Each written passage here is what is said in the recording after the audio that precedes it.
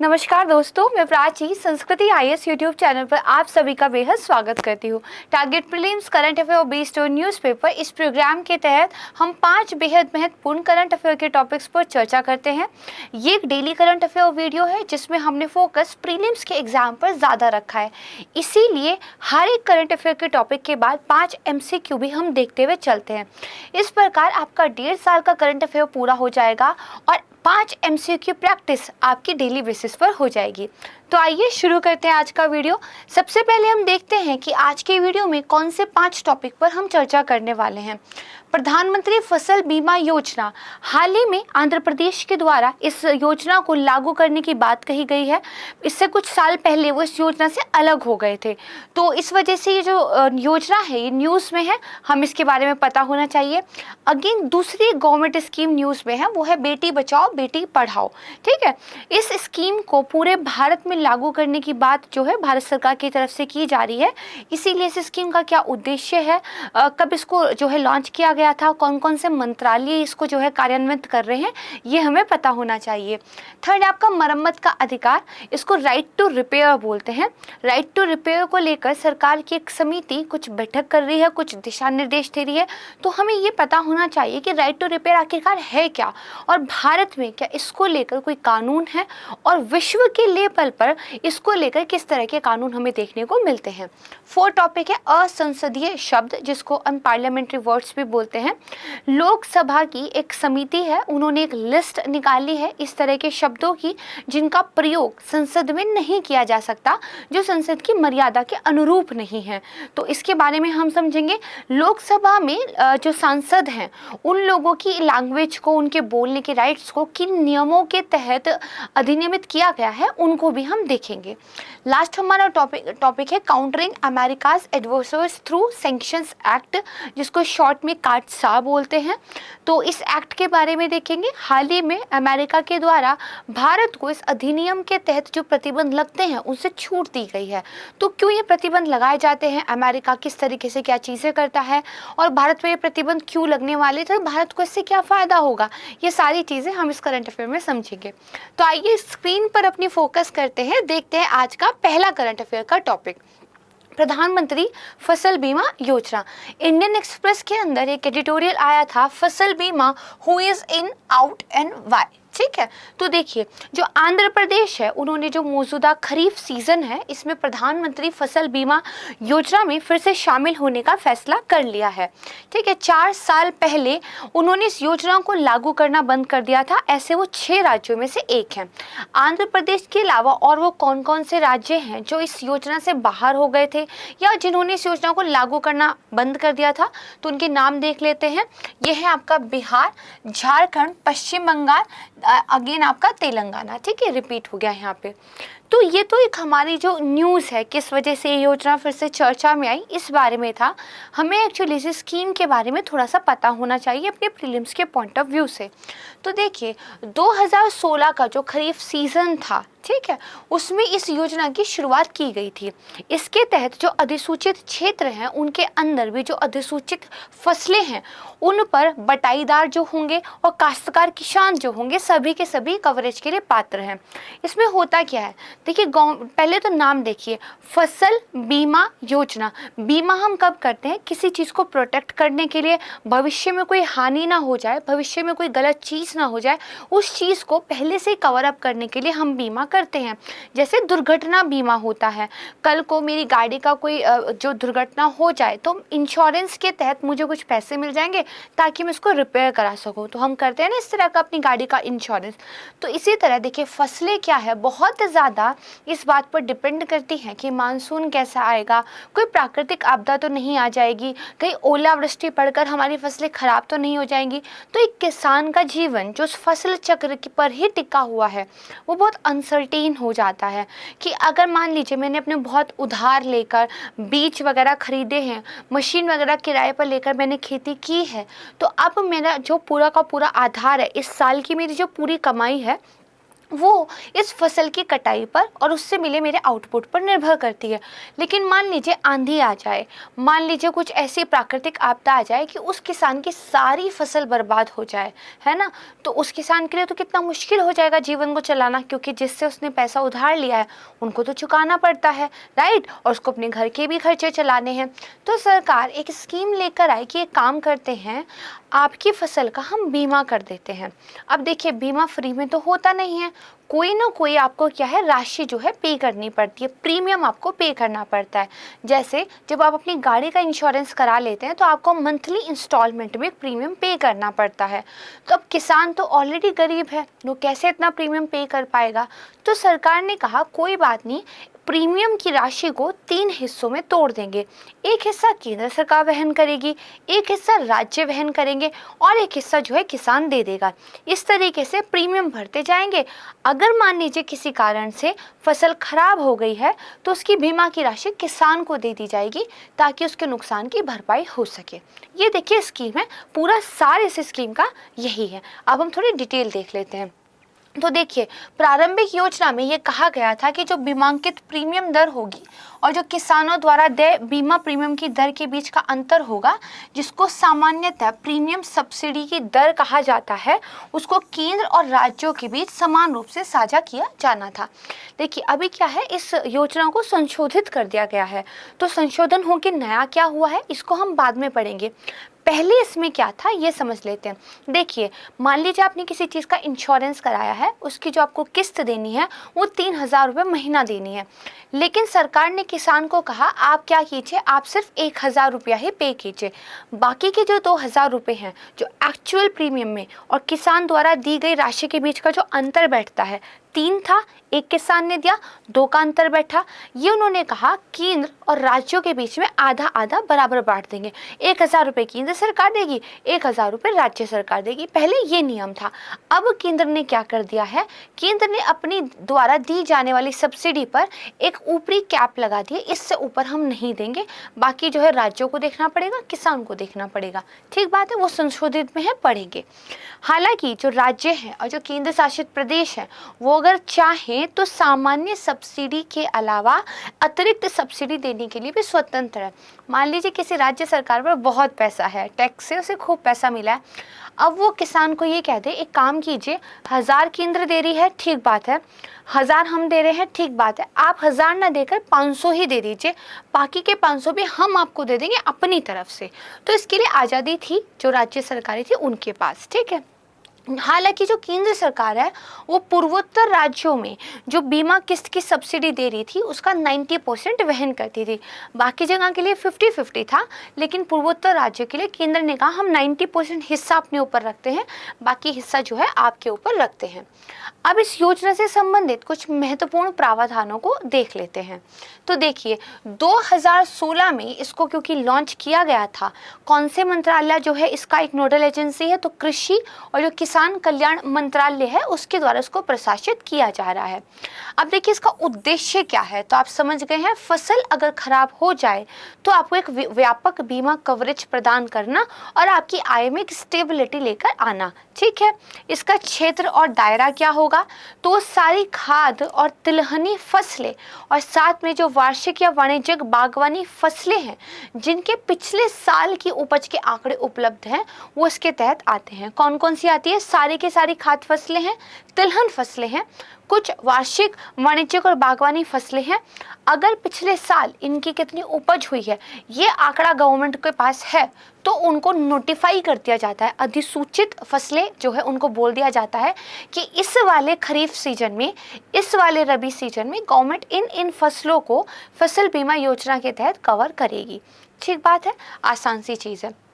अब देखिए बीमा की जो किस्त है वो कैसे दी जाती है, तो किसानों द्वारा जो दी जाने वाली निर्धारित बीमा किस्त है, प्रीमियम है, वो खरीफ की सभी फसलों के लिए, भाई जितना भी आपको एक प्रीमियम पे करना है उसमें से खरीफ की फसलों के लिए किसान देगा केवल 2%, ठीक है। जितनी भी सारी रबी फसलें हैं उसके लिए किसान देगा 1.5%, और जो वार्षिक वाणिज्यिक और बागवानी फसलें हैं जिनका खराब होने का थोड़ा सा ज़्यादा चांस रहते हैं क्योंकि कोल्ड स्टोरेज वगैरह नहीं होती। जैसे मान लीजिए आपने कोई ऐसी चीज़ उगाई है, फूल मान लीजिए आपने उगाए हैं, ठीक है, जो मंदिरों के सजावट वगैरह के लिए खरीदे जाते हैं, वो बहुत जल्दी ख़राब हो जाते हैं, तो उनके लिए सरकार ने क्या है, थोड़ा सा ज़्यादा दिया। मैंने एक एग्जाम्पल बस आपको दे दिया, ठीक है। तो जो वाणिज्यिक यानी कि जो कमर्शियल फसलें होती हैं, बागवानी वाली, हॉर्टिकल्चर वाली जो क्रॉप्स होती हैं, उनके लिए बीमा की किस्त कितनी है, 5% है। ठीक बात है। इसका कार्यान्वयन किसके द्वारा किया जा रहा है, तो गवर्नमेंट क्या करती है, जो बीमा कंपनियां हैं उनको इनवाइट करती है, ठीक है। इन बीमा कंपनियों का जो चयन है वो राज्य सरकार बोली के माध्यम से करता है। यानी कि भैया जो बीमा कंपनी कम से कम प्रीमियम पर आपको ये बीमा उपलब्ध कराने पर राजी हो जाती है, उसको चुन लिया जाता है, और ये चुनने का अधिकार राज्य सरकार के पास है। इस वर्ड को ध्यान रखिएगा, ठीक बात है।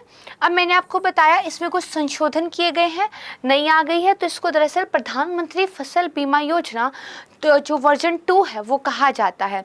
तो इसमें कुछ विशेषताएं हैं। पहली बात तो क्या, इस बार इसको पूर्ण रूप से स्वैच्छिक कर दिया गया है। पहले क्या होता था, जो किसान प्रमाण जो किसान क्रेडिट कार्ड होता था, मतलब जो किसान ऋण लेते थे उनके लिए मैंडेटरी था इस बीमा योजना को लेना, लेकिन 2020 के खरीफ सीजन से ये सभी किसानों हेतु क्या है, वैकल्पिक कर दी गई है, ठीक बात है। दूसरा क्या किया गया है, जो केंद्रीय सब्सिडी की सीमा है वो निर्धारित कर दी गई है, ठीक है। यानी कि अब फरवरी 2020 में केंद्र ने अपनी प्रीमियम की जो सब्सिडी है वो असिंचित क्षेत्र के लिए, यानी कि जहाँ पर इरिगेशन उपलब्ध नहीं है वहाँ के लिए 30% और सिंचित क्षेत्र के लिए 25% तक सीमित करने का जो है निर्णय ले लिया है। पहले देखिए, केंद्र सरकार ने कोई सीमा नहीं रखी थी कि हम कहाँ तक सब्सिडी देंगे, ठीक बात है, कि उन्होंने कहा था राज्य सरकार 50 देगी, 50 हम दे देंगे, चाहे वो 50% कितना हो, 5,000 हो, 20,000 हो, 25,000 हो। लेकिन अब केंद्र सरकार ने एक लिमिट रख दी है, बिना सिंचाई वाले एरिया के लिए हम 30% तक ही देंगे और सिंचाई वाले एरिया के लिए हम 25% तक ही देंगे। और इसी वजह से बहुत सारे राज्यों की नाराजगी भी देखने को जो है मिली थी, और बहुत सारे राज्यों ने बैकआउट भी कर लिया था कि भैया एक तो इसका लाभ ढंग से किसानों को मिल नहीं पा रहा है, ठीक है। जो किसान जो है क्लेम करते हैं कि उनकी फसलें खराब हो गई हैं, तो क्लेम की राशि मिलने में विलंब हो रहा है, राज्यों के ऊपर फाइनेंशियल दबाव भी पड़ रहा था, तो इस वजह से। लेकिन फिर भी देखा गया है, कुछ रिपोर्ट्स ये कहती हैं कि किसानों को काफ़ी हद तक इस स्कीम के द्वारा सहायता भी मिली है। तो हमारे एक मीन्स का मुद्दा हो जाता है कि किसी योजना को लेकर क्या उसके लाभ हुए हैं, क्या उसके नुकसान हुए हैं, ठीक है। आइए प्रीलिम्स के लिहाज से प्रधानमंत्री फसल बीमा योजना के संदर्भ में एक एमसीक्यू पर हम चर्चा कर लेते हैं। कुछ स्टेटमेंट्स आपको दी गई हैं। पहली स्टेटमेंट है, इसके तहत प्रीमियम की पूरी राशि का भुगतान जो है वो केंद्र और राज्य सरकारों के तहत वहन किया जाता है। भाई अब सरकार हर एक चीज़ फ्री ही देने लगेगी कि बस राज्य और केंद्र मिलके पूरी राशि का भुगतान कर देंगे, तो फिर उसका एक आप कह सकते हैं ना कि एक वो जो कहते हैं ना किसी चीज़ की महत्व, उस चीज़ का अहमियत वो नहीं रह जाएगी। तो ऐसा तो नहीं हो सकता कि हर चीज़ सरकार दे दे, कुछ तो आपको भी देना पड़ेगा। और हमने पढ़ा कितना है, 2% है, 1.5% है, 5% है, राइट। तो किसान को भी कुछ ना कुछ तो देना ही पड़ता है। पूरी राशि मतलब गलत वर्ड हो गया, ठीक बात है, तो स्टेटमेंट गलत हो जाएगा। फसलों की बुआई से पूर्व और कटाई के पश्चात, यानी कि आपने जब अपना खेत प्रिपेयर किया है और आपका जो है सीज़न है इस बार फसल बोने का, मान लीजिए तभी कोई आपदा आ गई तो आप फसल बो ही नहीं पाएंगे, तो भी तो नुकसान है। मान लीजिए फसल पक गई, तैयार हो गई, कटाई हो गई, कटाई के बाद खेत में पड़ी हुई थी, ठीक है, लेकिन क्या है कोई आपदा आ गई, खराब हो गई, तो देखिए बुआई से पूर्व और कटाई के पश्चात तक सभी जो गैर रोकथाम योग्य क्या है प्राकृतिक जोखिम है उनके खिलाफ बीमा कवर ये देता है। गैर रोकथाम मतलब अब मान लीजिए कुछ पशु हैं वो आपके खेत में घुस गए और उन्होंने सारी फसल को जो है चट कर डाला, टेस्टी लगी उनको, खा गए सारी। अब ये गैर रोकथाम योग्य आपदा नहीं थी, आप चाहते तो इस चीज़ को रोक सकते थे, खेत की निगरानी कर सकते थे, कुछ बाड़ वगैरह लगा सकते थे, है ना। लेकिन मान लीजिए कोई प्राकृतिक आपदा, कोई नेचुरल नेचुरल डिजास्टर ऐसा आ गया जिस पे किसी का कंट्रोल ही नहीं था। तो जो नॉन कंट्रोलेबल थिंग्स है उनके लिए ही इसमें देखिए कवर दिया जाता है। ऐसा नहीं कि चोर आ गए और चोरी करके ले गए तो मिल जाएगा, है ना, उसको कंट्रोल किया जाता है। तो ये क्या है, ये स्टेटमेंट बिल्कुल ठीक है, इसको याद रखिएगा, सभी गैर रोकथाम योग्य चीज़ है। फिर ये कह रहा है वार्षिक जो वाणिज्यिक फसलें होती हैं, जो कमर्शियल क्रॉप्स होती है ईयर वाली, उनको जो क्षति होगी उसको बीमा कवरेज से क्या है, बाहर रखा गया है। तो गलत बात है, खाद्य फसलें, तिलहन फसलें और हमारी कमर्शियल क्रॉप्स, इनको सबको इसके अंदर रखा गया है, ये भी गलत हो जाएगा। पूछ रहा है कौन सा सही है, केवल दूसरा ठीक है, तो बी जो है हमारा राइट आंसर हो जाएगा। सही बात है। चलिए, बहुत अच्छा पढ़ रहे हैं, वेरी गुड, इसी तरह पढ़ते रहिए। आइए अब देखते हैं दूसरा टॉपिक क्या है, बेटी बचाओ बेटी पढ़ाओ। बेटी Bachao Beti Padhao to be extended to all district, सारे जिलों में इसको लागू किया जाएगा।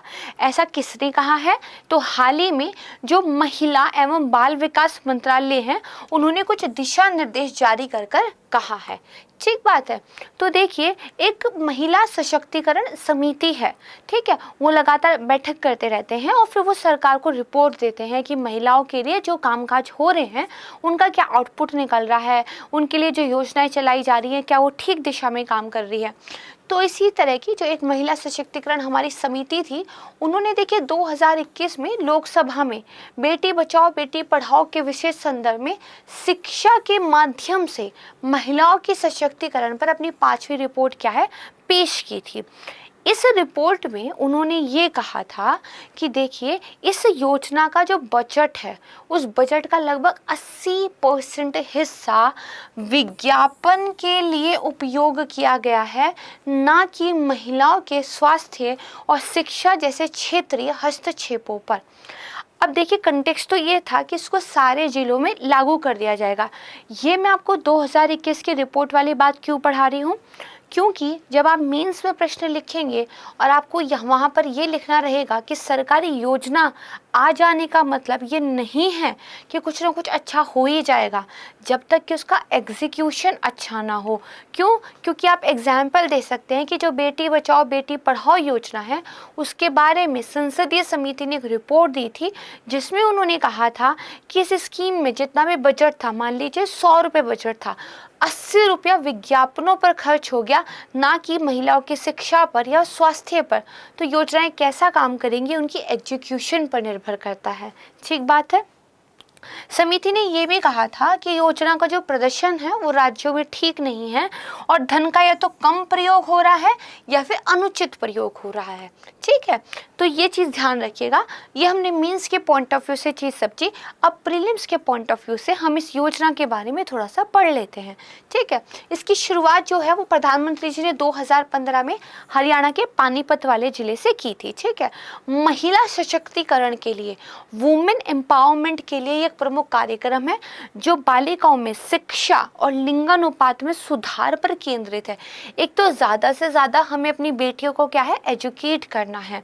दूसरा, हमें क्या करना है, जो सेक्स रेशो है जो कि लगातार गिर रहा था इंडिया में, उसको क्या है, सुधारना है। ठीक है, अगर इस कार्यक्रम की बात करी जाए तो वर्तमान में 405 जिलों में परिचालित है, अब तो पूरे इंडिया में हो जाएगा। 3 मंत्रालय इस योजना को क्रियान्वित कर रहे हैं।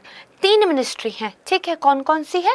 एक तो महिला और बाल विकास मंत्रालय है, दूसरी स्वास्थ्य और परिवार कल्याण मंत्रालय है, तीसरी मानव संसाधन मंत्रालय है। क्योंकि बेटियों के लिए कोई एजुकेशन की बात आएगी तो आपका जो है मानव संसाधन मंत्रालय आ जाएगा, उनके स्वास्थ्य के लिए बात आएगी तो आपका क्या है, स्वास्थ्य परिवार कल्याण मंत्रालय आ जाएगा। महिलाओं की एम्पावरमेंट के लिए, बाल विकास के लिए, कम उम्र में शादी ना हो उनको पढ़ाई कराई जाए, तो इस सब के लिए महिला बाल विकास मंत्रालय। तो इन तीनों ही मिनिस्ट्रीज को जो है एक साथ इस स्कीम के तहत लाया गया है। इसका उद्देश्य क्या है? तो जैसे मैंने आपको बताया, 2 वर्ड याद रखिएगा, एजुकेशन एंड लिंगानुपात, सेक्स रेशियो। ठीक है, तो लिंग का चयनात्मक गर्भपात और गिरते बाल लिंगानुपात को संबोधित करने के लिए इसको जो है शुरू किया गया था। जो आप कह सकते हैं जेंडर सेलेक्टिव अबॉर्शन इंडिया में बहुत ज़्यादा देखने को मिलता है, कानून होने के बावजूद भी उसको रोकना जो है इस स्कीम स्कीम का उद्देश्य था लोगों में जागरूकता पैदा करना था कि बेटियों को बचाइए, बेटियों को पढ़ाइए, वो ज़रूर कुछ अच्छा कर कर दिखाएंगे। तो देखिए 2011 का अगर हम बात करें भारतीय जनगणना की, तो बताती है 1000 पुरुषों पर केवल 918 महिलाएं थी, है ना। तो इतना मतलब देखिए गैप था, राइट। इसके अलावा बालिकाओं के अस्तित्व और सुरक्षा को सुनिश्चित करना, महिलाओं के लिए शिक्षा की उचित व्यवस्था करना, उनकी भागीदारी सुनिश्चित करना और बालिकाओं के अधिकारों की रक्षा करना, ये कुछ उद्देश्य थे इस स्कीम के। ठीक बात है। अब आइए इस पर एक प्रश्न देख लेते हैं। तो क्या कह रहा है क्वेश्चन कि जो बेटी बचाओ बेटी पढ़ाओ योजना है उसमें निम्नलिखित कथनों पर विचार कीजिए। इसकी शुरुआत 2015 में हरियाणा के पानीपत से जो है हुई थी। ठीक स्टेटमेंट है। इसका उद्देश्य घटते बाल लिंगानुपात और महिलाओं से संबंधित अन्य समस्याओं को हल करना है। देखते हैं भाई क्या है। फिर ये कह रहा है ये महिला और बाल विकास मंत्रालय तथा स्वास्थ्य एवं परिवार कल्याण मंत्रालय का एक द्विमंत्रालयीय प्रयास है। अब मैंने आपको पढ़ा दिया है और आपने पढ़ भी लिया है और आप में बहुत ज़्यादा होशियार, ये मैं जानती हूँ। आप स्मार्ट हैं, हार्ड वर्किंग हैं और इस बार आपका एग्ज़ाम क्रैक ज़रूर होने वाला है। तो अब आपने इस प्रश्न का उत्तर मुझे कमेंट सेक्शन में देना है। ठीक है। पूछा गया है कौन सा सही है। पहला तो मैंने खुद ही बता दिया सही है, दूसरा और तीसरा हल कर कर मुझे बताइएगा इसका आंसर क्या है। ठीक है। चलिए सेकंड क्वेश्चन आपके लिए है। अब हम बात करते हैं थर्ड टॉपिक की, मरम्मत का अधिकार। लेकिन इसको जनरली आप राइट टू रिपेयर के रूप में ही याद कीजिएगा। मैंने हिंदी में इसलिए लिखा है यहाँ पर क्योंकि हिंदी न्यूज़पेपर में ये वाली भाषा यूज़ की गई थी। यूपीएससी का नोटिफिकेशन ये कहता है कि अंग्रेजी के जो बहुत ज़्यादा प्रचलित शब्द हैं जो आम बोलचाल में यूज़ होते हैं वो आपको पता होने चाहिए, है ना। कई बार वो एज इट इज़ पूछे जा सकते हैं। तो हो सकता है पेपर में मरम्मत का अधिकार ना लिखकर राइट टू रिपेयर ही लिखा जाए, तो वो आप जो है ध्यान रखिएगा। तो देखिए government plans framework to introduce right to repair for consumers. ठीक है, ये एक न्यूज़ थी। मरम्मत के अधिकार पर एक व्यापक रूपरेखा विकसित करने के लिए एक सरकारी समिति की पहली बैठक हुई और इस बैठक में इस अधिकार को जहां जहां लागू किया जा सकता है ऐसे कुछ महत्वपूर्ण क्षेत्रों की उन्होंने जो है पहचान की है। ठीक है। इस समिति की अध्यक्षता कौन कर रहे हैं? तो जो उपभोक्ता मामलों का विभाग है उसके जो अतिरिक्त सचिव है उनका नाम है निधि खरे। ये जो है इसकी अध्यक्षता कर रही हैं।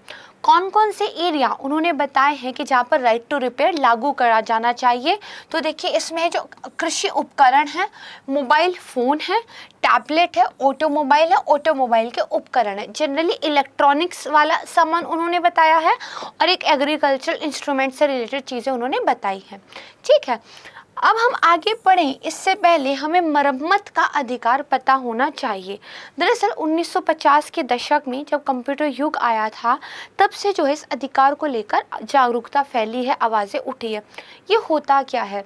देखिए कंपनियां क्या करती हैं, मान लीजिए उन्होंने मुझे कोई फ़ोन बेचा है तो उसके साथ कोई मैनुअल नहीं है कि अगर इसकी बैटरी ख़राब हो जाए तो मैं इसको कैसे चेंज कर सकती हूँ, अगर चार्जर में कोई छोटी मोटी दिक्कत आ जाए तो मैं कैसे उसको ठीक कर लूँ। होता है ना, चार्जर टूट जाती है, हम लोग उस पर सेलो टेप लपेट देते हैं बट वो ज़्यादा दिन तक काम नहीं करता। अगर मान लीजिए उन्होंने एक मैनुअल दे दिया होता, उन्होंने बता दिया होता कि छोटी मोटी चीज़ें, अगर मान लीजिए आपके फ़ोन में वॉइस आने की कोई प्रॉब्लम हो रही है तो छोटी छोटी चीज़ें आप कैसे ठीक कर सकते हैं। जैसे इसी के साथ एक मैनुअल आ जाए कि अगर ये ख़राब हो गया तो इसके स्पेयर्स पार्ट ये वाले हैं। ठीक है, इसका जो ठीक करने का तरीका है कि ये है, तो आपके पास क्या होगा, एक नॉलेज होगी। आप या तो खुद से उसको ठीक कर लेंगे या फिर एक थर्ड पार्टी के पास जाके। एक पार्टी तो आप हैं जो इस चीज़ को यूज़ कर रहे हैं, एक पार्टी वो कंपनी है जिससे आपने ख़रीदा है, एक थर्ड पार्टी है उसके पास ले जाकर आप कम पैसों में चीज़ों की मरम्मत करा सकते हैं। आप कहेंगे मैडम ये तो अब भी करा सकते हैं, अधिकार की क्या ज़रूरत है, हम तो चले जाते हैं मिस्त्री से ठीक करा लेते हैं। तो देखिए आपने कभी ध्यान दिया होगा जब आप कोई चीज़ खरीदते हैं तो उस पर लिखा रहता है इसकी 1 साल या 2 साल की वारंटी है। अगर उस वारंटी में आपने किसी थर्ड पार्टी से उस चीज़ की रिपेयरमेंट करा ली तो फिर कंपनी कहेगी कि अब हमारा कोई भी आपको जो है दिया गया जो वादा था वारंटी का वो लागू नहीं रहेगा। अब क्योंकि आपने इसे किसी थर्ड पार्टी को दिखा दिया है, अब हमारी कोई जिम्मेदारी नहीं है, ठीक है। और मान लीजिए बार बार आप कंपनी को बुलाते, हो सकता है उनकी सर्विस महंगी हो सकता है स्पेस पार्ट बहुत महंगे मिलते हों, ठीक है, उसके अंदर जो छोटे छोटे पार्ट्स लगते हैं वो शायद उसी कंपनी के मिलते हों, किसी और कंपनी के मिलते ही ना हो। तो कई बार क्या होता है, चीज़ों को रिपेयर करा के ठीक कराना ज़्यादा महंगा पड़ने लगता है, बदले की कोई नई ही चीज़ हम खरीद लें। तो इसीलिए कहा जाता है कि कंज्यूमर्स के पास राइट टू रिपेयर होना चाहिए, उसको पता होना चाहिए कि ये हमारा इंस्ट्रूमेंट कैसे काम करता है, ये ठीक कैसे हो सकता है। उनके पास ये राइट होना चाहिए कि वो किसी थर्ड पार्टी को भी उसको दिखा सके, ठीक है। तो ये आपका होता है राइट टू रिपेयर। आइए समझते हैं। तो देखिए, इस आंदोलन की शुरुआत 1950 में कंप्यूटर के दशक से मानी जाती है। इस कानून के तहत निर्माताओं को अपने वाहनों की मरम्मत के लिए कोई भी अनुमति देने के लिए जो आवश्यक दस्तावेज हैं, जो जानकारी प्रदान करना है, उसकी आवश्यकता थी। कंप्यूटर में मान लीजिए कोई प्रोग्राम आपको क्या है, उसकी मेमोरी को बढ़ाना है। जब आपने परचेज़ किया था तब मान लीजिए आपको 60 GB की आवश्यकता थी, बट अब आपको 80 GB चाहिए, तो आप एक एडिशनल मेमोरी उसमें कैसे लगा लें, थोड़ा आइडिया आपके पास होना चाहिए। और ऐसा आपने कर लिया तो भी आपका जो वारंटी का अधिकार था वो नहीं खोना चाहिए। सही बात है ना। इसके अलावा कंपनियां क्या करती हैं, अपने इंस्ट्रूमेंट के जो स्पेयर्स पार्ट्स वगैरह वो खुद ही बनाती हैं, किसी दूसरी कंपनी को नहीं बनाने देती, वो उसका कॉपीराइट अपने पास रखती हैं। आई एम सॉरी, कॉपीराइट नहीं, पेटेंट राइट अपने पास रखती हैं, ठीक है। इसके अलावा एक कंपनी के स्पेयर पार्ट्स दूसरी में चीज़ में नहीं लग पाते। मान लीजिए दो फ़ोन हैं, जैसे मान लीजिए आईफोन है, आईफोन का चार्जर सिर्फ आईफोन में लग पाता है, नॉर्मल फ़ोन का उसमें नहीं लग पाता। तो ये इंटरचेंजेबल होना चाहिए, क्योंकि अगर घर में 10 फ़ोन है, आप 10 चार्जर खरीदें, होना क्या चाहिए, 2 चार्जर से ही काम चल जाए। तो ये भी राइट टू रिपेयर के तहत ही आता है कहीं ना कहीं, कि स्पेयर्स पार्ट आप ऐसे बनाएं जो दूसरे इंस्ट्रूमेंट में भी यूज़ हो जाएं और जो दूसरी कंपनी के भी मिल जाएं, ठीक है। देखिए, तो आंदोलन का लक्ष्य क्या था, कंपनियों द्वारा स्पेयर पार्ट्स टूल की जानकारी उपलब्ध कराना है, जिससे ग्राहकों के पास उपलब्ध उपकरण की मरम्मत हो सके और साथ ही उत्पादों का क्या है, जीवन काल बढ़ाया जा सके। ये जो राइट टू रिपेयर है, ये ना केवल हार्डवेयर, सिर्फ ऐसा ही नहीं कि कोई मशीन खराब हो गई तो, बल्कि डिवाइस की जो बैटरी है, उसकी जो मेमोरी है, उसकी जो प्रोसेसिंग पावर है, ये सब भी इसके अंदर आना चाहिए। तो अब राइट टू रिपेयर जब आपको पता चल गया तो आपको लगा ये बहुत इंटरेस्टिंग। अब आप सोच रहे होंगे कि अब भारत में कोई ऐसा कानून है जो राइट टू रिपेयर देता है। मैं जाऊंगा कल को उस फ़ोन वाली कंपनी को धमकाऊंगा कि ये तुमने मेरे को क्यों नहीं बताया मेरे फ़ोन के बारे में। तो देखिए, भारत में एकदम से क्लियर तरीके से तो राइट टू रिपेयर अभी किसी कानून के तहत हमें नहीं मिला हुआ है, ठीक है। यानी कि मरम्मत के अधिकार से संबंधित कोई कानून या प्रावधान नहीं है। लेकिन इस संदर्भ में भारतीय प्रतिस्पर्धा आयोग, कंपटीशन कमीशन ऑफ इंडिया, जिसको मैं अपनी पुरानी पिछली वीडियोज़ में आपको बहुत अच्छे से पढ़ा चुकी हूँ, उनकी एक जजमेंट आई थी, शमशेर कटारिया बनाम होंडा सीएसएल कोश इंडिया लिमिटेड। इस मामले में उन्होंने जो जजमेंट दी थी उसको काफ़ी इम्पोर्टेंट माना जाता है राइट टू रिपेयर की दिशा में। इसमें जो 14 ऑटोमोबाइल कंपनीज थी, मैन्युफैक्चरिंग कंपनीज थी, उनको केवल अधिकृत डीलरों को, ना कि स्वतंत्र बाजार को स्पेयर पार्ट्स बेचकर जो प्रतिस्पर्धा विरोधी प्रथाएं थी उसमें शामिल होने का, अपनी प्रमुख स्थिति का दुरुपयोग करने के लिए उत्तरदायी ठहराया गया था। वो जो ऑटोमोबाइल मैन्युफैक्चरिंग कंपनीज थी वो दरअसल कुछ पार्ट्स को बनाने की जिम्मेदारी केवल कुछ अधिकृत डीलरों को ही देती थी, ना कि बाजार में कोई भी उसको ले सके। तो दरअसल कंपनी क्या है, एक तो अपनी स्थिति का फायदा उठा रही थी, इसके अलावा फ्री मूवमेंट ऑफ मार्केट, इसको भी वो डिस्टर्ब कर रही थी, क्योंकि कुछ स्पेशल लोगों के पास ही आपको चीज़ें मिलेंगी और उसके प्राइस चाहे कितने भी रखें, तो आपको फोर्सफुली वहीं से ख़रीदना पड़ेगा। आपके पास चॉइस नहीं कि आप कहीं से भी खरीद लें। देखिए, उपभोक्ता के मामले में सबसे महत्वपूर्ण अधिकार चुनाव का अधिकार माना जाता है। मेरे पास ये चॉइस होनी चाहिए कि जो चीज़ सबसे बेहतर है उसको ही मैं देखूँ, उसको ही मैं लूँ, उसको ही मैं खरीदूँ। जैसे आपके पास चॉइस है कि आप कुछ भी देख सकते हैं, हम आपको फोर्स नहीं करते।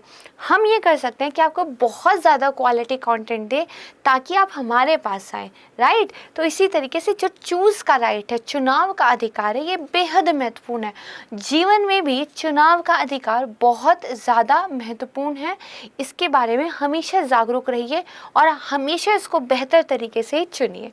ठीक है, तो देखिए इसके अलावा ये एक केस है जिससे पता चला कि भैया जो कंपटीशन कमीशन ऑफ इंडिया वो राइट टू रिपेयर की तरफ थोड़ा सा काम कर रहा है। इसके अलावा जो उपभोक्ता संरक्षण अधिनियम 2019 है, जिसके बारे में हम पहले भी पढ़ चुके हैं, इसकी एक धारा है, धारा 2 सेक्शन 9, इसमें मरम्मत का अधिकार निहित कहा जा सकता है। मतलब कि एकदम एक्सप्लिसिटली तो नहीं दिखाई देता है, बट इम्प्लिसिटली आप कह सकते हैं कि है। दरअसल ये उपभोक्ताओं को अधिक जागरूक बनाना, पहले से ही निहित अधिकार के लिए और ज़्यादा शक्ति देना, विभिन्न हितधारकों पर मरम्मत से संबंधित दायित्व को आगे बढ़ाने के लिए काम करता है। ठीक है, तो एक ढका छुपा राइट टू रिपेयर इस वाले एक्ट की इस वाली धारा के तहत जो है हमको देखने को मिल जाता है। ये तो हुई भारत की बात कि भारत में राइट टू रिपेयर अभी नहीं है ना इन जनरल। दूसरे देशों में क्या है, तो सबसे पहले देखिए जो यूनाइटेड किंगडम है ना, उसमें 1 जुलाई 2021 को राइट टू रिपेयर लागू हो गया है। तो ये रिसेंट की एक न्यूज़ है, इसीलिए मैं इसको आपके लिए लेकर आई हूँ। इसको आप जो है अपने पेपर वगैरह में भी कोट कर सकते हैं, जिसने निर्माताओं के लिए ये अनिवार्य बना दिया है कि जो उपभोक्ता हैं, जो थर्ड पार्टी हैं, उनकी मरम्मत के लिए तकनीशियनों को पुर्जे उपलब्ध कराएं। राइट, तो आपको क्या स्पेयर पार्ट्स अब देने पड़ेंगे। फिर देखिए जो मैसाचुसेट्स है, वहाँ पर motor vehicle owners right to the repair act 2012 आया था। इसमें भी जो ऑटोमोबाइल निर्माता हैं, यहाँ तक कि जो थर्ड पार्टी के मैकेनिक्स हैं, उनको स्पेयर पार्ट्स, ठीक है, डायग्नोस्टिक खरीदारों को जो है प्रदान करने की आवश्यकता है। बात की जाए फ्रांस में, तो फ्रांस में निर्माताओं के लिए ज़रूरी है कि वो अपने उत्पादों पर मरम्मत योग्यता सूचकांक प्रदर्शित करने की आवश्यकता होती है। कोई चीज़ कितनी अच्छे तरीके से रिपेयर हो सकती है बिना कंपनी के पास दौड़े, इस तरह के एक इंडेक्स वो लोग बनाते हैं, उसको उपभोक्ताओं को, कंज्यूमर्स को देना क्या है ज़रूरी है। तो यानी इंटरनेशनल लेवल पर वास्तव में उपभोक्ताओं के अधिकारों पर ज़्यादा काम हो रहा है और वहाँ पर राइट टू रिपेयर भी देखिए दिया जा रहा है। ठीक बात है। अब जब हमने इतना समझ लिया तो आइए इस पर एक प्रश्न देख लेते हैं। मरम्मत का अधिकार राइट टू रिपेयर के संबंध में निम्नलिखित कथनों पर क्या है, विचार कीजिए। अच्छा, मेरा आज फिर से गला बैठा हुआ है, मौसम थोड़ा चेंज हो रहा है, तो मेरी वॉइस आपको थोड़ी सी अजीब लग रही हो, उसके लिए मैं माफ़ी चाहती हूँ। तो आइए देखते हैं, वापस से क्वेश्चन पे आते हैं। ये विचार मूल रूप से यूएसए में उत्पन्न हुआ था, किंतु सर्वप्रथम जापान में लागू किया गया था।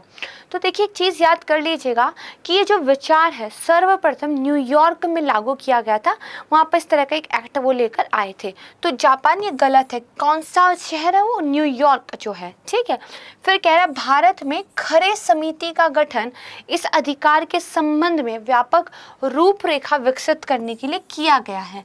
तो इसको ध्यान रख लीजिएगा, राइट टू रिपेयर संबंधित समिति कौन सी है, तो खरे समिति है। मैंने पढ़ाया था, ये ठीक हो जाएगा।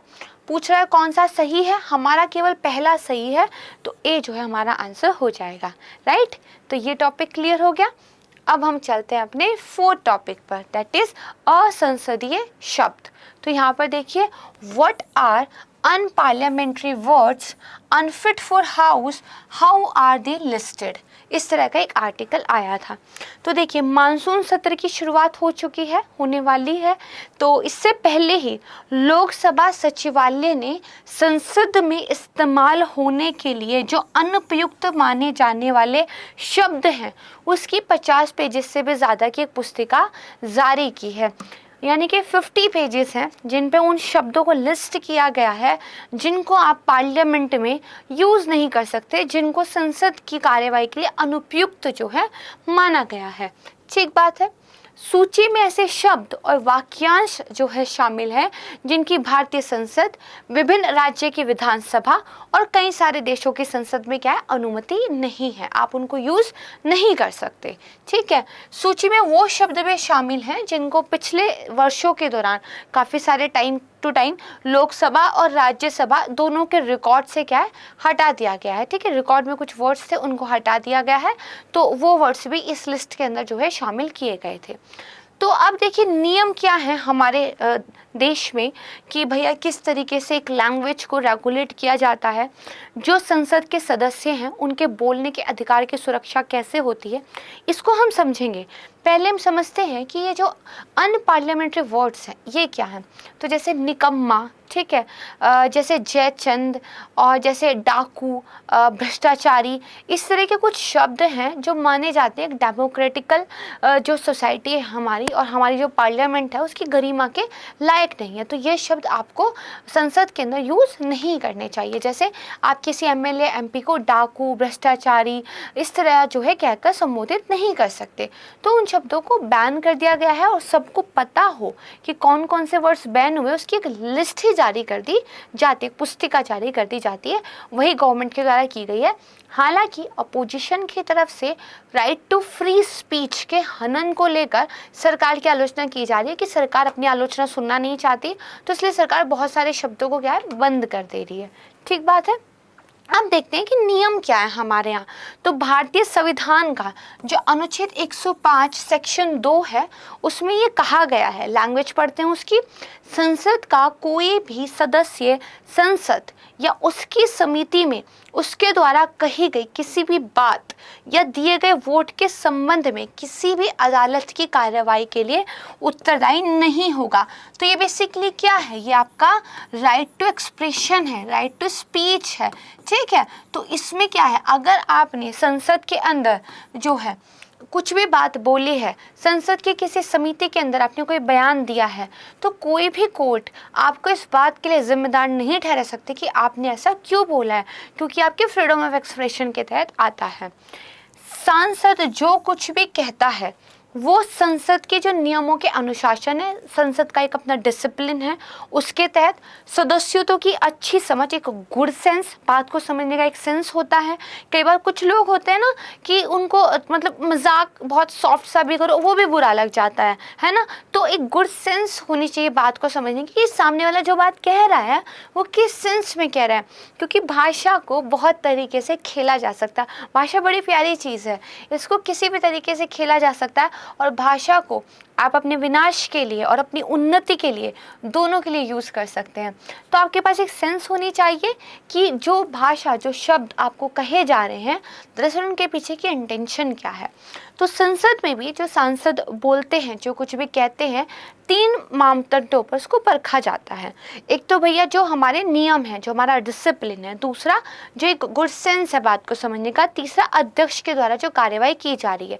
इन 3 चीज़ों पर उसको परखा जाता है और जो भी वो कह रहा है वो इन तीनों के नियंत्रण के अधीन होता है।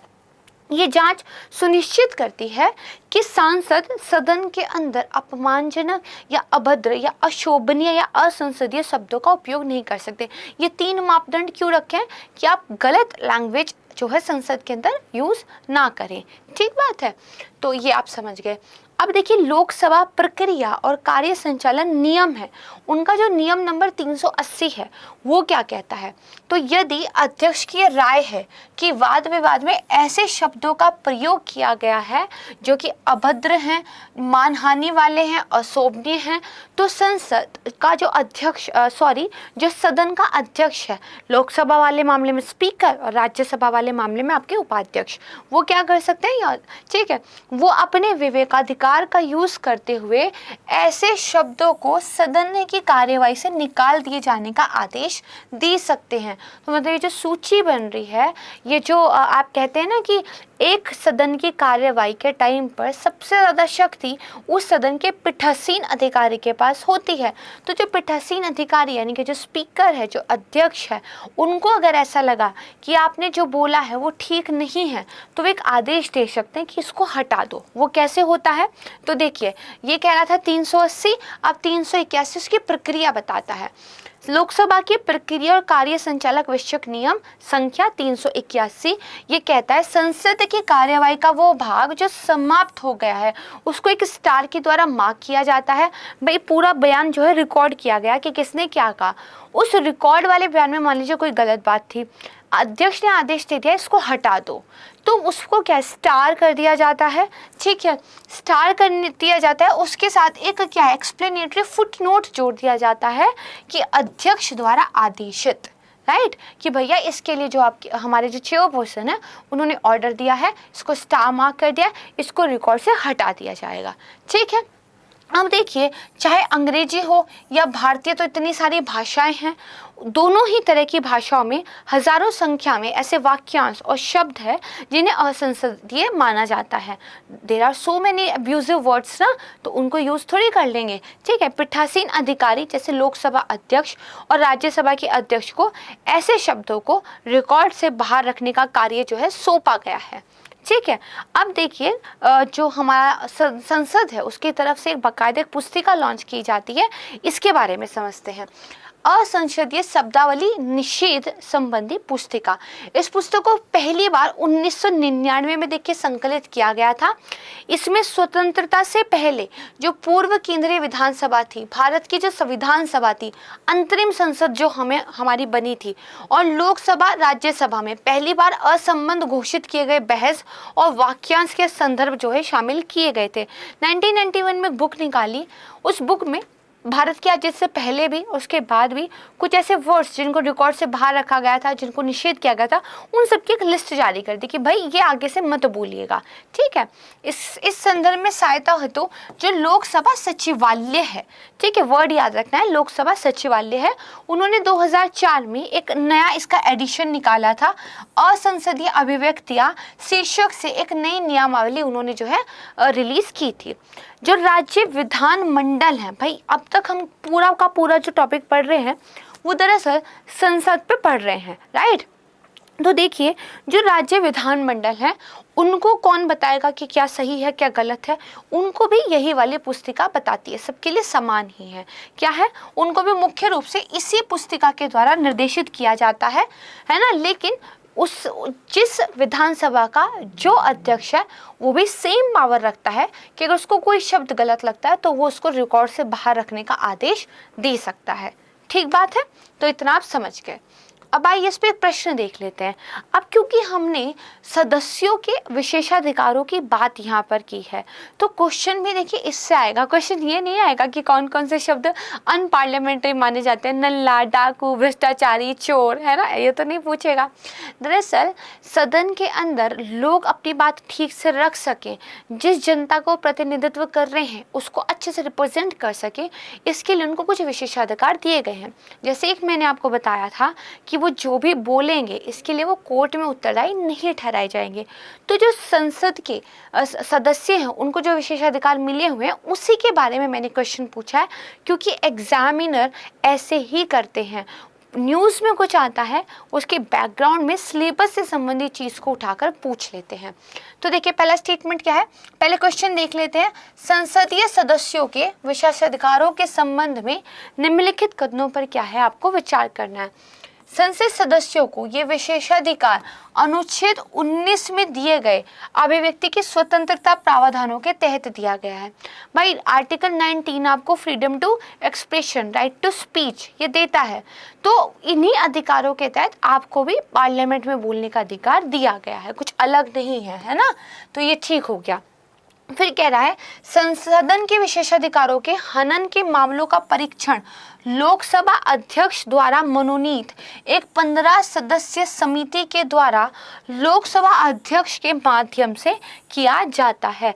भैया किसी व्यक्ति ने कहा भाई मेरे विशेषाधिकारों का हनन हुआ है, तो ऐसा हुआ है या नहीं हुआ है ये लोकसभा अध्यक्ष एक 15 मेंबर की समिति नियुक्त करते हैं, उसके माध्यम से तय करते हैं।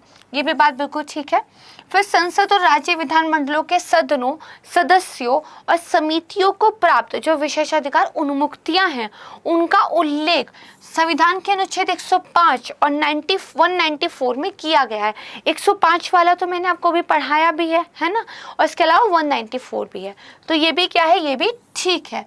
ये बहुत ही ज़्यादा इंपॉर्टेंट स्टेटमेंट्स हैं, इनको याद कर लीजिएगा। जहाँ भी बुक्स में आपको या आपके नोट्स में विशेषाधिकारों के बारे में पढ़ाया गया होगा मेंबर्स के, उनको ज़रूर ध्यान से पढ़ लीजिएगा। तो पूछा है कौन सा सही है, हमारे तीनों स्टेटमेंट ठीक है, तो डी क्या है हमारा राइट आंसर हो जाएगा। ठीक बात है। अब जो है हम अपने लास्ट के क्वेश्चन को देखते हैं। क्या है, countering America's adversaries through sanction act, यानी कि US house votes for the India specific cards waiver.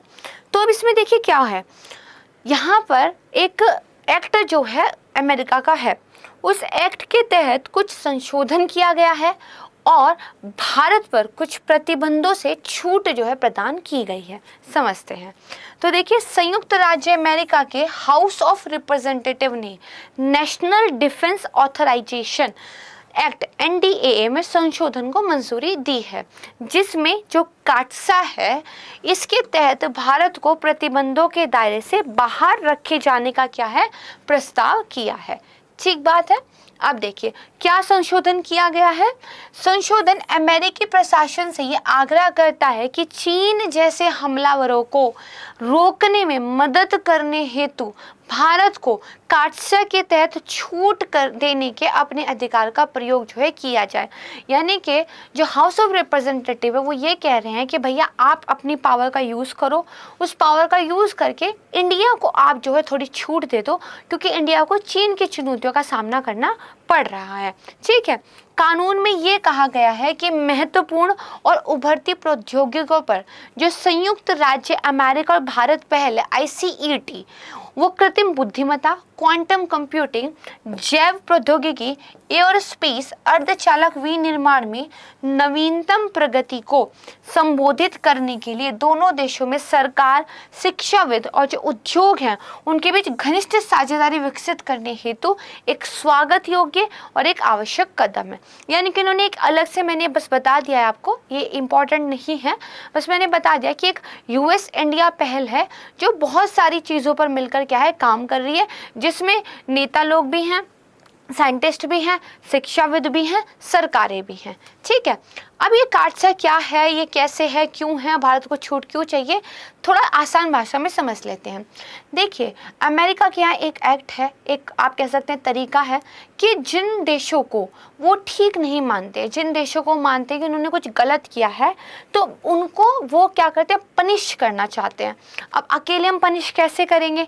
अच्छा, आपने एक बात देखा है कि जब 3 फ्रेंड होते हैं उनमें से किसी एक फ्रेंड के साथ लड़ाई हो जाती है, तो अगर मान लीजिए एक फ्रेंड की बातचीत उससे हो गई बंद, दूसरा उससे बात कर रहा है, तो पहले वाला दूसरे को रोकता है कि तू मेरा दोस्त है ना, तू उससे बात नहीं करेगा। ऐसा होता था ना जब हम लोग छोटी क्लासेस में थे। तो अमेरिका भी कुछ ऐसा ही करता है, वो भी छोटे ही रह गए हैं। तो वो क्या कहते हैं, वो खुद तो उस कंट्री को पनिश करना ही चाहते हैं, वो बाकी कंट्रीज को भी कह देते हैं अगर आपने इस कंट्री के साथ कुछ व्यापार किया, इसके साथ संबंध रखे, इसके साथ कोई बातचीत की, तो हम आप पर भी प्रतिबंध लगा देंगे। तो अब देखिए, जब से रूस ने यूक्रेन पर क्रीमिया को कब्जाया था और साथ में रूस पर ये आरोप अमेरिका की तरफ से लगे थे कि अमेरिकी चुनावों में आपने गड़बड़ की है, तब से रूस को इन्होंने काटसा वाले कंट्री के नाम के रूप में डाल दिया था। अब उन्होंने कहा जो भी रूस के साथ व्यापार करेगा, जो भी रूस के साथ संबंध वगैरह अच्छा रखेगा, जो भी रूस के साथ डॉलर वगैरह में भुगतान वगैरह करेगा, उस पर हम काटसा के तहत प्रतिबंध लगा देंगे। भारत ने S-400 मिसाइल प्रणाली के लिए रूस के साथ समझौता किया था। भाई भारत को तो 2 नालायक पड़ोसियों से जो है पार पाना है।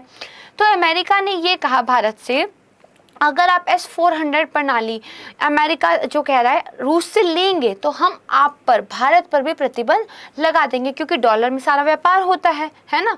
तो अमेरिका ने बोला कि हम आप पर भी जो है रोक लगा देंगे। लेकिन अभी क्योंकि बहुत अच्छे संबंध भारत और अमेरिका के बीच चल रहे हैं, तो अमेरिका ने कहा कि चलिए ठीक है, आप S-400 ले लीजिए, हम जो है आप पर प्रतिबंध लगाने से छूट देते हैं। ये तो समझ लिया हमने मोटे तौर पर। अब हमारी PPT क्या कह रही है, इसको भी पढ़ लेते हैं।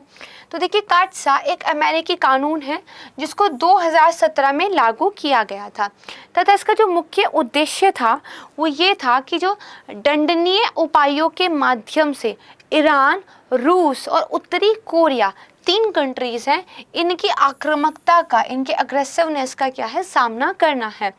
इसका जो शीर्षक 2 है वो मुख्य रूप से यूक्रेन में रूस के सैन्य हस्तक्षेप और वर्ष 2016 में अमेरिकी राष्ट्रपति चुनावों में कथित हस्तक्षेप की पृष्ठभूमि में इसका तेल और गैस उद्योग, रक्षा और सुरक्षा क्षेत्र, वित्तीय संस्थान जैसे रूसी हितों के प्रतिबंधों से संबंधित है।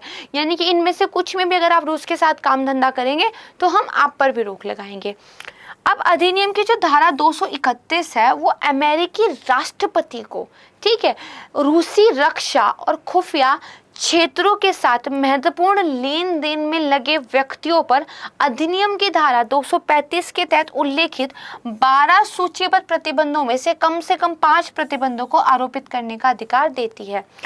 टोटल जो सैंक्शंस हैं वो कितने लग सकते हैं? 12 लग सकते हैं। अगर कोई रूस के साथ कुछ कर रहा है तो अमेरिका उन 12 में से कम 5 प्रतिबंध उस दूसरे कंट्री पर भी लगा सकता है। ये पावर अमेरिकी राष्ट्रपति के पास है। ठीक बात है, ये समझ गए। अच्छा, वो प्रतिबंध जो भारत को प्रभावित कर सकते हैं, एक तो भैया ऐसे 2 ही प्रतिबंध बेसिकली हैं जो भारत रूस संबंध या भारत अमेरिका संबंध को प्रभावित कर सकते हैं, बाकी से हमको चिंता नहीं है। एक तो है बैंकिंग लेन देन का निषेध। अगर डॉलर के जरिए जो व्यापार होता है, पूरा बैंकिंग सिस्टम जो इस व्यापार को संभाले हुए है, अगर उस बैंकिंग सिस्टम से आप हमें बैन कर देंगे तो हमारे लिए व्यापार वगैरह की मुश्किल हो सकती है। तो इसका परिणाम ये होगा कि भारत के लिए S-400 सिस्टम की खरीद हेतु रूस को अमेरिकी डॉलर में भुगतान करने में कठिनाई होगी। अब भारत इससे स्पेयर पार्ट्स जो हैं, उसके जो घटक हैं, कच्चा माल है, अन्य सेवाएं हैं, इनकी खरीद को भी प्रभावित करेगा। भाई डॉलर में आप ट्रेड करने नहीं दे रहे और रूस वाले ज़्यादा रुपया लेके करेंगे क्या, और हम रूबल लेके क्या करेंगे, क्योंकि चाहिए तो डॉलर। दूसरा क्या है? निर्यात मंजूरी। ये अमेरिका द्वारा नियंत्रित किसी भी वस्तु के लाइसेंस या निर्यात को क्या है? अस्वीकार कर देगा। ठीक है, अगर एक्सपोर्ट कैंसिल ही आपने कर दिया तो भी मुश्किल हो जाएगी। तो ये 2 चीज़ें ऐसी हैं जो भारत को प्रॉब्लम दे सकती थी, लेकिन अब उन्होंने बात की है कि भैया भारत को हम थोड़ा सा क्या है स्पेशल ट्रीटमेंट देंगे। तो छूट का मानदंड क्या है भाई, किसको कैसे छूट दे दी जाए? तो केस बाय केस पर, यानी कि अलग अलग केस के हिसाब से अलग अलग निर्णय वो ले सकते हैं और जो है काटसा प्रतिबंधों को माफ़ कर सकते हैं। और ये जो अधिकार दिया गया है काटसा प्रतिबंधों पर माफ़ करने का, ये अमेरिकी राष्ट्रपति को दिया गया है। ठीक है, तो इसीलिए उन्होंने कहा भी है कि भारत के बारे में आप ऐसा विचार करें। यहाँ तक आपने सब कुछ समझ लिया। अब क्योंकि ये सारा का सारा जो खेला चल रहा था ये S-400 मिसाइल के लिए चल रहा था, तो क्वेश्चन हो सकता है S-400 मिसाइल से आ जाए, काटसा से ना आए। UPSC ऐसे ही करता है। तो आइए S-400 मिसाइल से संबंधित एक क्वेश्चन देख लेते हैं। S-400 ट्रायम्फ मिसाइल प्रणाली के संदर्भ में 2 स्टेटमेंट दी गई हैं, आपको जो है सही बतानी है। ये रूस द्वारा डिजाइन है, सही बात है। हवा से हवा में मार करने वाली मिसाइल प्रणाली है, ये गलत है। ये सतह से हवा में मार करती है। ये एक साथ मोर देन 100 टारगेट्स को जो है टारगेट कर सकती है और 6 जो है हवाई हमलों को एक साथ टैकल कर सकती है, उनको गिरा सकती है। तो ये हवा से हवा नहीं है। ठीक है, तो ये गलत हो गया। सतही रक्षा के लिए इसको बनाया गया है। ये 30 किलोमीटर की ऊंचाई पर 400 किलोमीटर की सीमा के भीतर बैलिस्टिक और क्रूज मिसाइल, बैलिस्टिक और क्रूज मिसाइलें कैसे होती हैं, क्या होती है, क्या डिफरेंस है, बहुत अच्छे तरीके से अपनी पिछली वीडियोस में मैंने आपको कवर कराया हुआ है। तो देखिए ये क्या है, बैलिस्टिक और क्रूज मिसाइल सहित सभी प्रकार के हवाई लक्ष्यों को निशाना बनाने में क्या है, सक्षम है। बिल्कुल है, इसीलिए तो इतनी इंपॉर्टेंट है, इसीलिए तो भारत खरीदना चाहता है। ये भी क्या है, ठीक हो जाएगा। अब 2 स्टेटमेंट है, पूछा है कौन सा सही है, हमारा तो भाई एक ही ठीक है। कौन सा? बी, यानी कि केवल 2, राइट। तो यहाँ पर देखिए हमारा आज का वीडियो समाप्त होता है। मुझे उम्मीद है कि वीडियो आपको पसंद आया होगा।